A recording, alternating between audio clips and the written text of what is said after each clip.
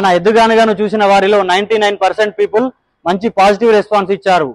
ఎవరో కొంతమంది తెలుసో తెలియకనో అన్న మీ స్వార్థం కోసం మూగ జీవాలను ఎందుకు హింసిస్తున్నారు, ఇంత లేటెస్ట్ టెక్నాలజీ వచ్చింది కదా, ఎద్దులతో ఆయిల్ తీయడం ఏంటి, మిషనరీ వాడచ్చు కదా అంటున్నారు.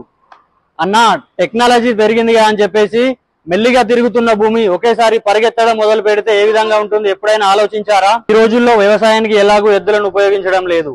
నేను ఈ విధంగానైనా ఎద్దులను వాడి వాటి మనుగడను కాపాడి భావితరాలకు ఎద్దులు అంటే ఏ విధంగా ఉంటాయి అని పరిచయం చేయడం, లేదంటే రాబోయే రోజుల్లో పశువులను కూడా మ్యూజియంలో పెట్టి చూడాల్సిన దౌర్భాగ్య పరిస్థితి మనకు ఏర్పడుతుంది. భూమి మీద పుట్టిన ప్రతి ప్రాణి ఎవరి పని వారు చేయాల్సిందే, లేకపోతే వాళ్ళు వాళ్ళ ఉనికిని కోల్పోవాల్సి వస్తుంది.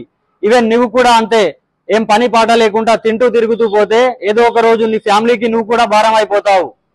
పశువులు కూడా ఇంతే, మనం ఏ పనికి వాటిని ఉపయోగించకపోతే వాటిని కూర్చోబెట్టి పోషించలేం కదా, కసాయివాడి చేతిలోకి పోయి బిక్కు బిక్కుమంటూ ప్రాణాలు కోల్పోవాల్సిందే.